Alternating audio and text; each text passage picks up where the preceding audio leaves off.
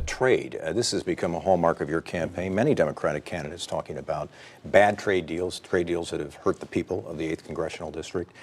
So I assume, based on your website and comments you've made, that the Trans-Pacific trade deal absolutely off the table as far as you're concerned. Absolutely off the table. It is one of the worst things that we could do for workers in Northeast Wisconsin. And we're not just making guesses here. We know from past experience.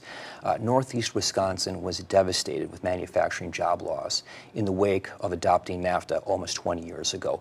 We've learned a really hard lesson. To not learn the lessons of history and to repeat those mistakes on an issue as crucial as this would be just devastating. I'm against the TPP, and the reason why this is big, and kind of goes back to my point I made about Social Security, it has a personal meaning to me too. About 8 years ago, when the new Page Mill in Kimberly was shut down because of bad trade deals, I did all I could to work with those families and those workers to get them back into jobs, and I learned firsthand what that meant to a community like Kimberly, Wisconsin, and the Fox Valley. And again, if I found myself in a position to influence national policy when it comes to issues like trade, I would do all I could to remember the workers of Kimberly and to do all I could to make sure that we do not adopt bad trade deals that have been shown to ship jobs overseas. Are there good trade deals that you have supported or think that were well done and protected workers in this country adequately? Well, I think at what we're looking at and what's on the table right now, and it's taken many years to put together the TPP, I mean, that is the big one. You're looking at that, and this is just not a good deal for workers. So I've looked at this deal. It's just no good.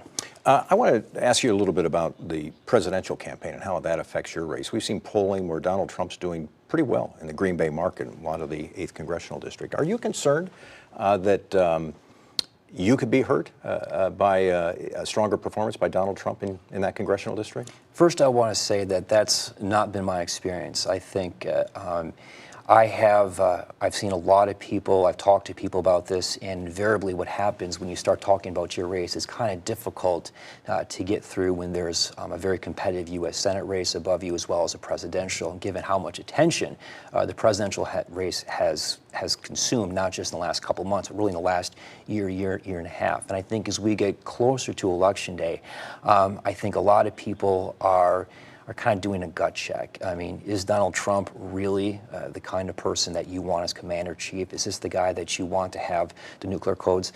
Clearly, he does not have the temperament. And so that personally has not been my experience. But as far as how it affects my race, I can focus on the things that I can control, and that's my campaign and getting out to as many doors into many communities as I can to talk about my message, to talk about why I'm running for Congress. And the things that I can't control, what happens with the presidential or the U.S. Senate, I'm just not going to spend the time focusing on that. I asked Mike Gallagher when he was on this program about his support for Donald Trump, and he said we differ on some things, but he still felt he was a better choice than Hillary Clinton. And he said, you've described Donald Trump as temperamentally unfit for the presidency or to be commander-in-chief, but he said that Hillary Clinton is unfit because she has lied about whether it's emails or Benghazi or things like that. Are you satisfied with the trustworthiness aspect of this debate? Because we see that in polling repeatedly, that she has problems with that. Are you personally, as a Democrat, comfortable with her on that front?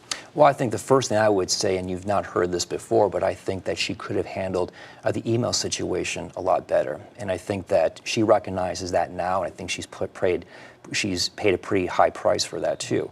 So clearly I have concerns in that regard. But when you look at really the essential parts of the job description of being a president, specifically as commander-in-chief, and when you have someone like Donald Trump that is talking about leaving NATO, or he's talking about having other countries have access to nuclear weapons that do not have access to weapons right now, that is not the kind of person that you want representing us on the global stage for very essential issues. So I think between the two, there really is no comparison. And final question, and I asked Mike Gallagher about this too, immigration. He does favor building a wall. I assume you are opposed to building a wall between Mexico and the U.S.? I think you have to, when it comes to border security, I think you have to look at an all of the above approach. And what I mean by that is parts along the border where it makes sense to build up the wall or to expand existing infrastructure. I think we need to do that. But I also think we have to have a comprehensive approach to that. So what that means is areas where I think it makes more sense to have more security personnel, patrol officers, that we spend more money accordingly. Or we look at innovative ways in terms of technology, because the bottom line is we need to look at how we can strengthen the border, and that takes many forms. And a pathway to citizenship, I guess we're asking about what do we do with the 11 or 12 million undocumented people in this country?